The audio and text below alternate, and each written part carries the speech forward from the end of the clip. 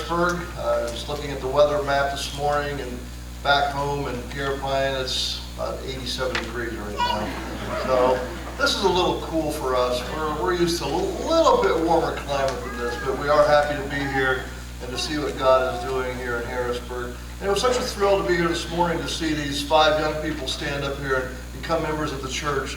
I was just thinking, that's our future.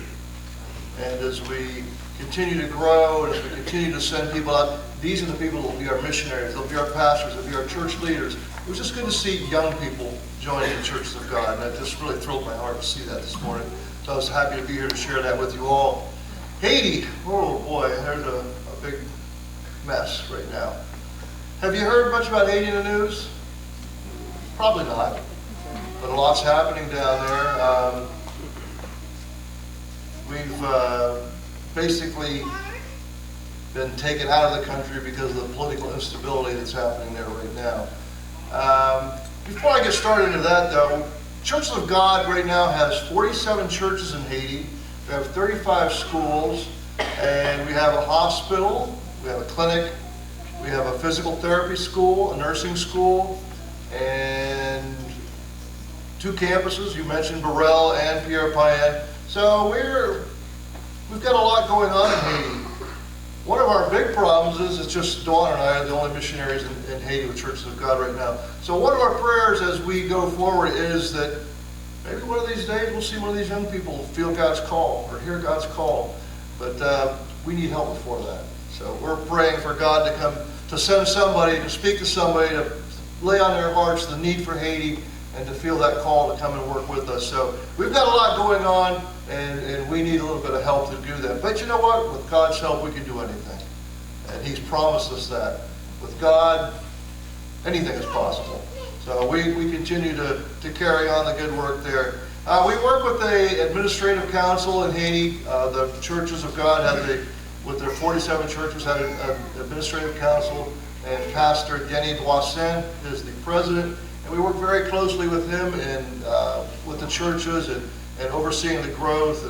And one of the things that I just told our pastors recently, we had a retreat, and they asked me to say a little bit to our pastors there. I said, you know, we've held your hand. We've been your parent for so long. We've held your hand. We've helped you to walk. I said, you know, it's time that we let go of your hand. Doesn't mean we're going to not be beside you, but it's time for you to stand up and walk on your own.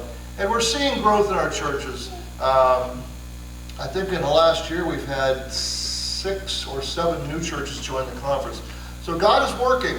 Now, even though we have all these problems in Haiti, God can work through anything, can He? He doesn't see problems like that. It's not a problem for Him anyway.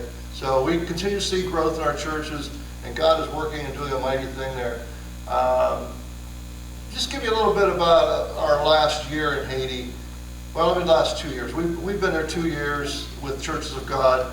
When we went down there were several other missionary families working beside us, but due to retirement, health issues, and other issues, it's just Dawn and I at this time that are working with Project Help.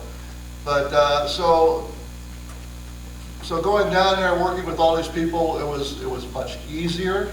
But God has seen fit to keep us there, and we continue to work and do the best that we can. But in the last year especially, things have gotten pretty tense in Haiti. They have a president now, his name is Jovenel Moise, and the people want him out. For whatever reason, the people don't want him to be their president anymore. And we have senators that are paying street thugs and gangs to create chaos so that Jovenel will step down.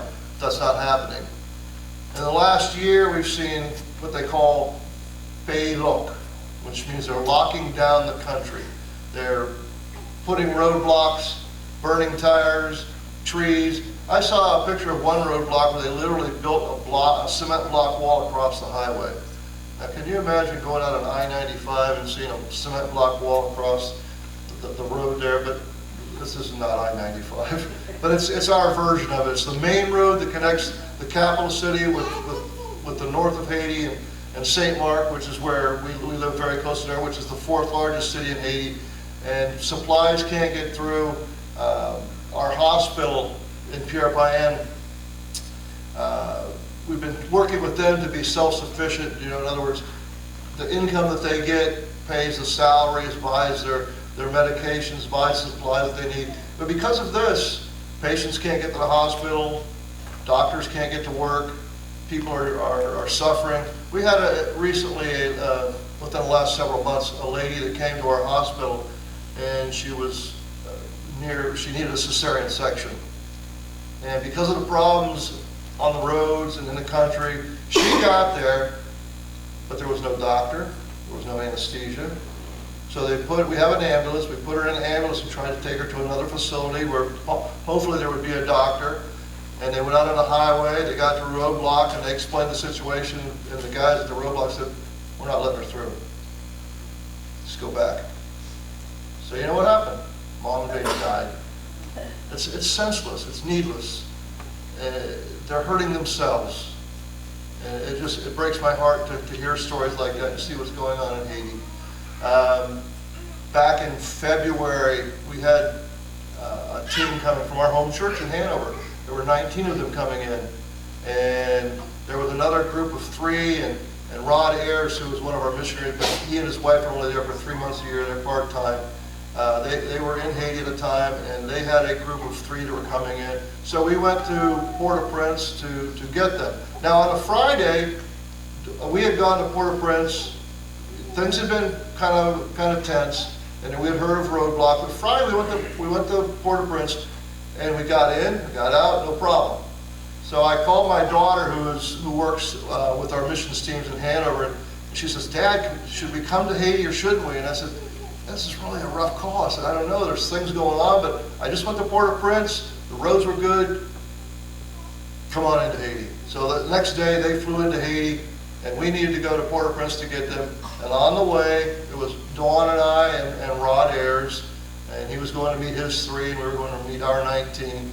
We were in a van, and we get about halfway, and we see black smoke in the sky. So I go around, I'm driving, I go around a curve in the road, and there's a wall of flame across the road, burning tires, and guys with machetes and guns and things like this.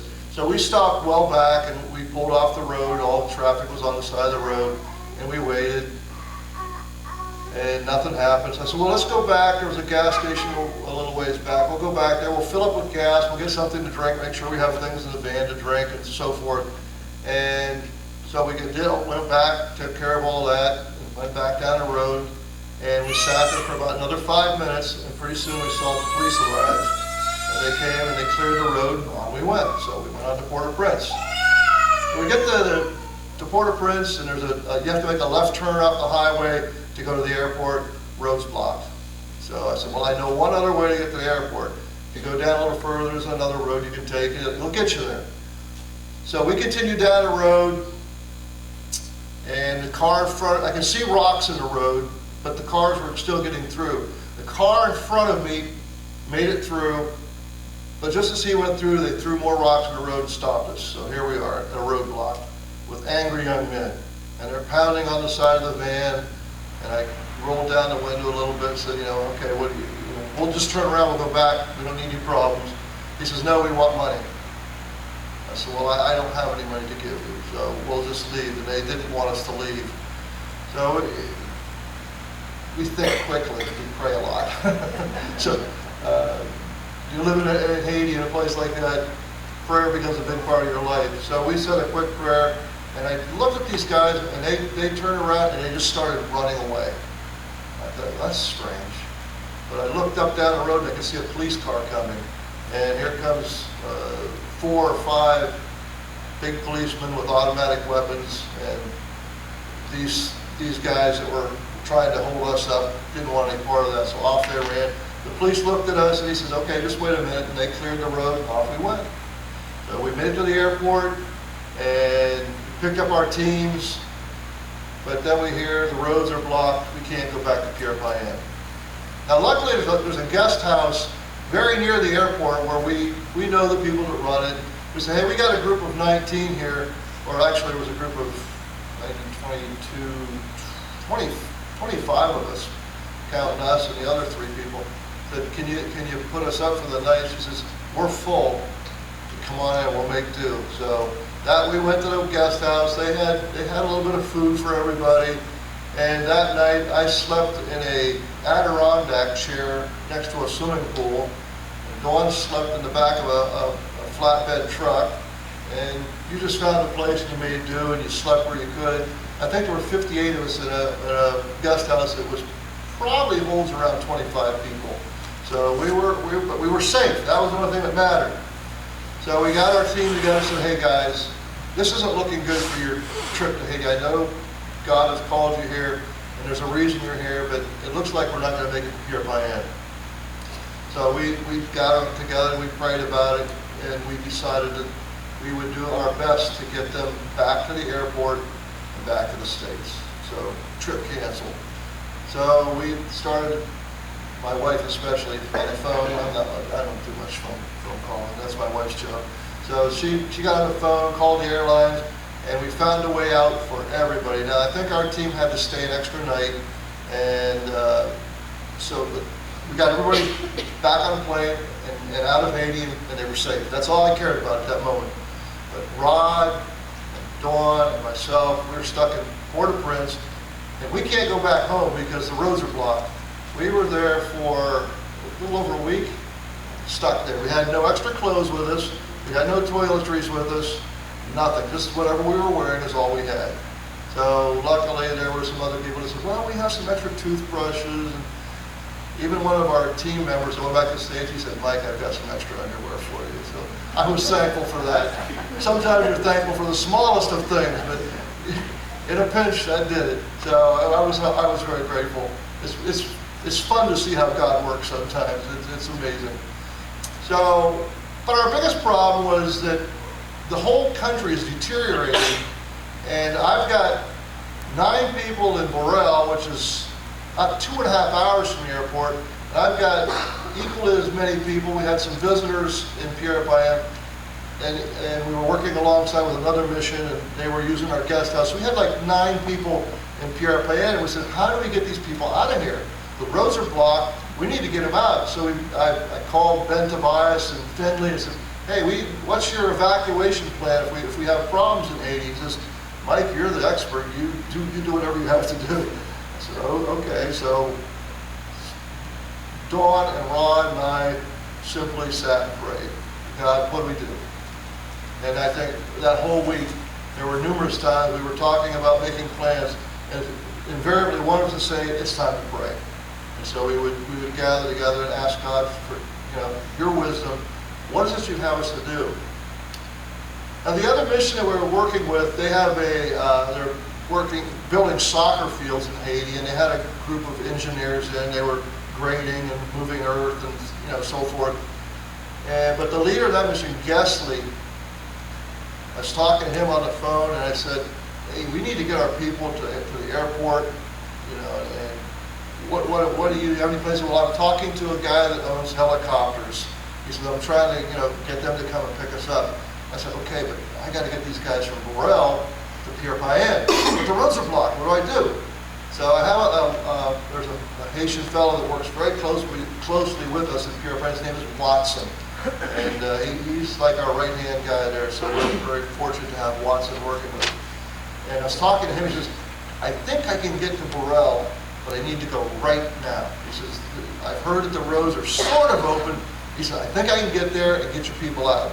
So I quickly Rod called his wife who was in Borel, said, get everybody together, tell them there's 2 trucks coming, and we're going to try to get you guys out of there. So our Haitian drivers made it to Borel, they got everybody together, and they started back to Pierre-Payan. That's about an hour drive on a good day.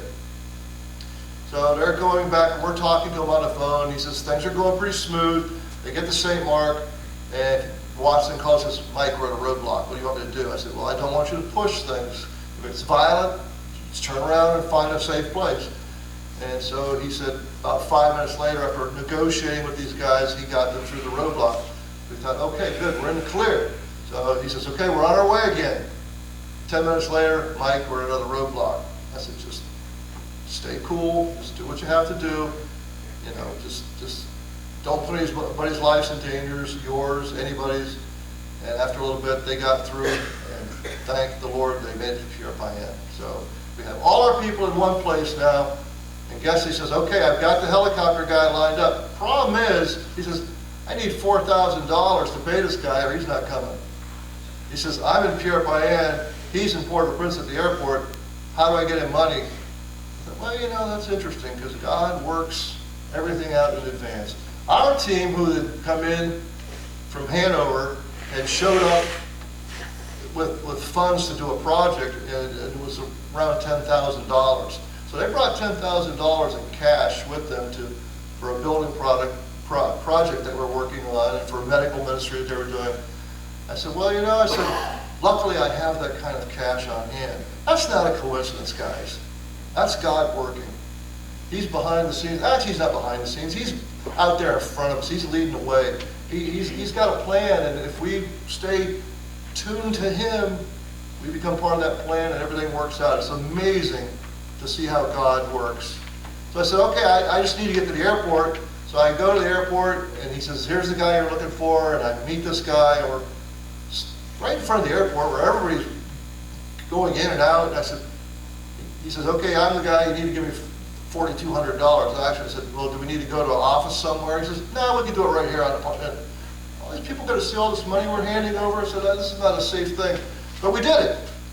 And from the time I gave him that $4,000, he made a quick phone call. And within half an hour, the first team from Purify Inn was in Port-au-Prince via the helicopter. Now, they had to make 2 trips, but all our people made it safely to Port-au-Prince. So that was a huge relief for me. As I said, you know, being the executive director, you are the guy that's responsible for these people. And to see how God was working, it was just made me feel so much better. And one of our missionaries there at the time, the Hostlers, Stephen Hostler and his wife Amy, have 3 children. And I think they range in age from 8 to 13 or 14. And to me, that was my main priority. Get this young family and their kids out of Haiti. So they hit the airport via the helicopter. I said, let's walk over to the airline desk and see if we can get you a ticket out of here today. And so we went and talked to American Airlines, and they said, yeah, just so happens we can get them on a plane. And Steve says, Mike, I don't have that kind of money. I said, I got a credit card. So I got out my credit card, got them their tickets, and within several hours, they had gone from Borel to Purify Inn to Port-au-Prince and back to the States. God is great. He does wonderful things. And it was just good to see how he was working. And I was talking to Dawn, says, you know, until all of our people are out, I said, I can't leave until everybody's gone. So we got together, and I think we stayed an extra night or 2, not sure, but we got all our rest of our missionaries out. And I said I was going to be the last one out, but actually the heirs were the last ones out. Their flight was just another hour after ours. So, but we all made it back to the States, and everything's good, but not Haiti.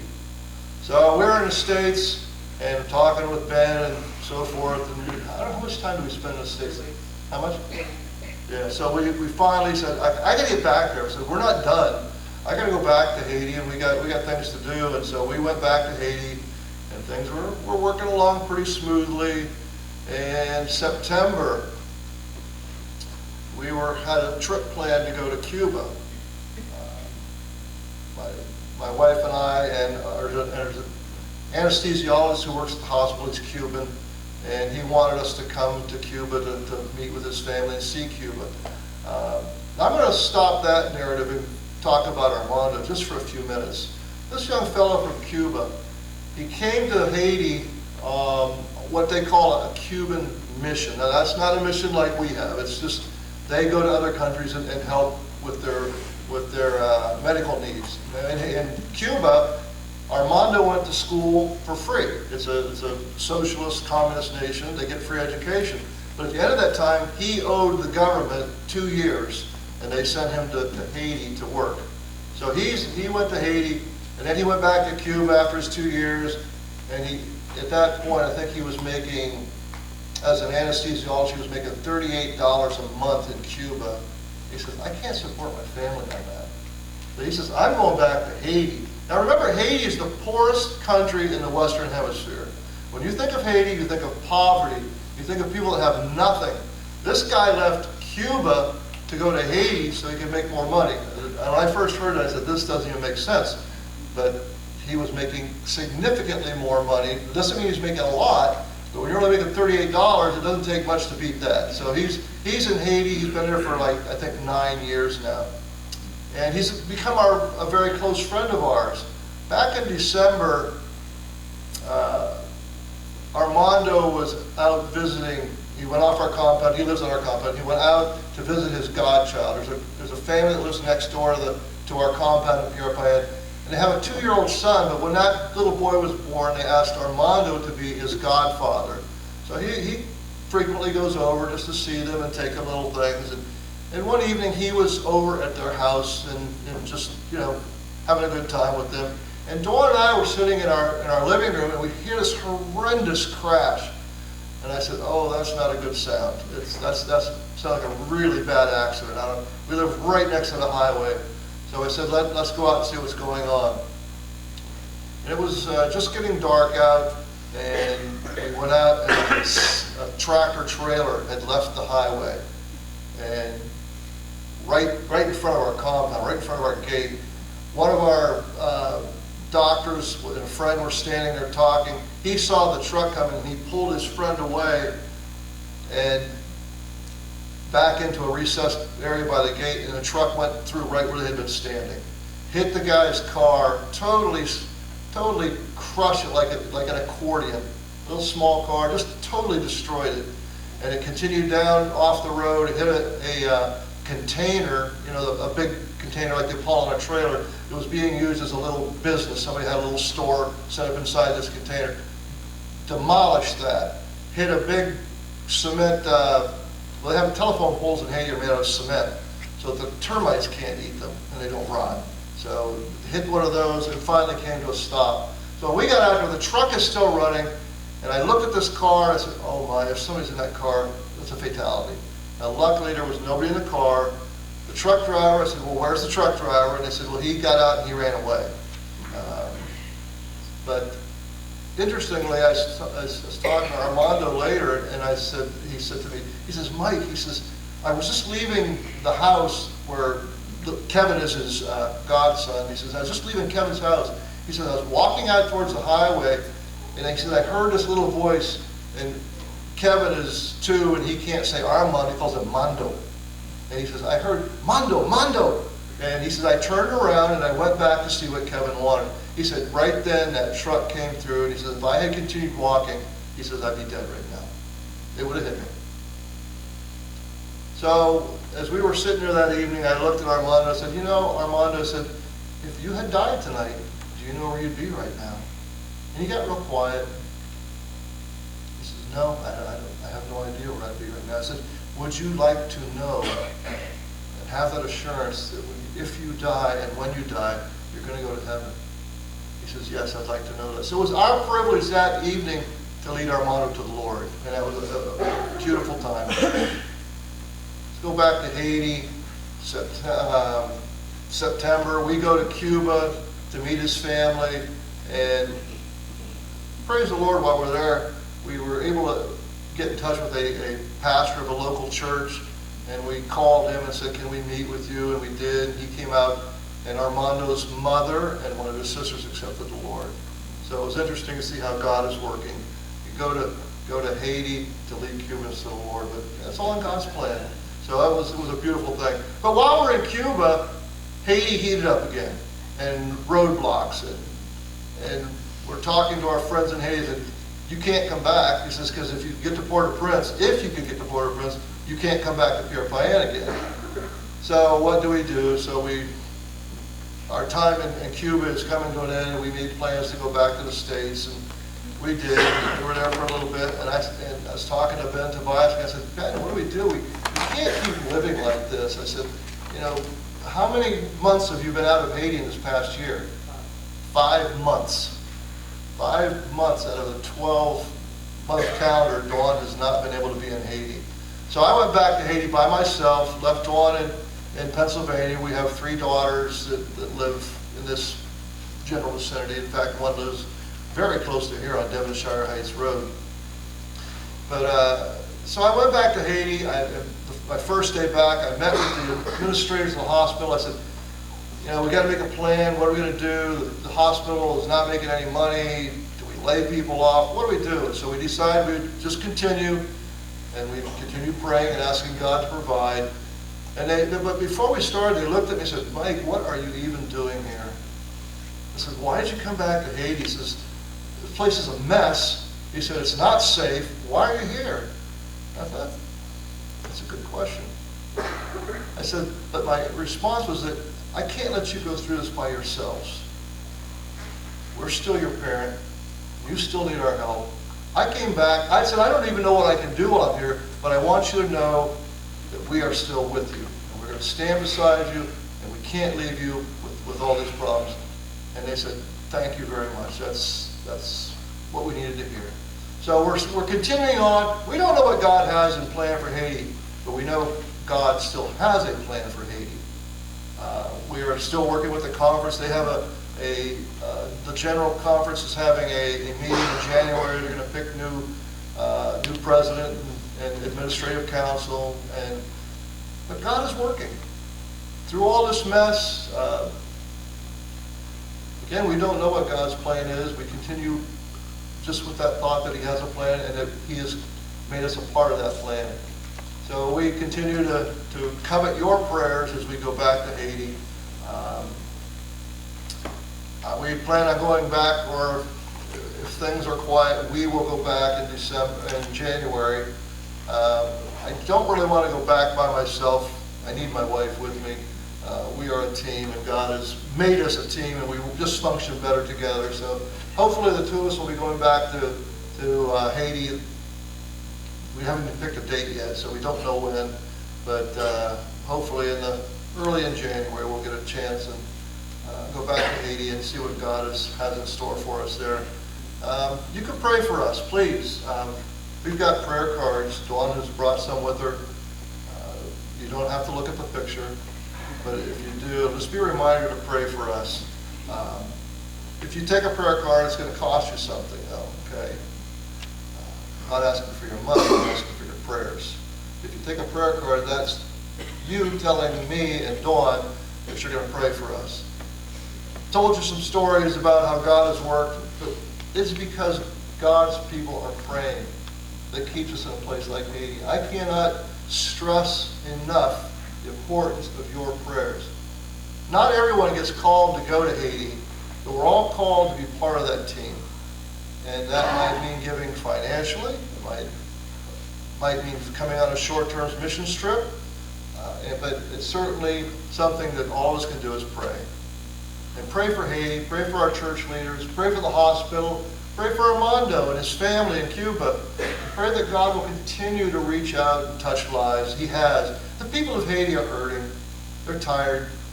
You know, you hear all these bad things, but it's not the majority of Haitians that are causing problems. It's always that handful of, I call them thugs. And they're just causing problems. But the people of Haiti, they're hungry, they're sick, they can't get to the hospital, they can't get food, they have very little money, they're tired of a government that doesn't care for them. They're just broken down, they're tired, and they want something different. And we know that their hope is in Jesus Christ. So that's why we continue on in a place like Haiti, because they need to hear the good news. You know, and at this time of the year, as we celebrate the birth of Christ, let's not forget the reason that He came to earth. And that's for us to go out and make disciples of all nations. And we just thank God for allowing us to be a part of that, and we thank Him for allowing us to be here today to get you as part of our team. Pray for us. Pray for Haiti. Thank you, Pastor.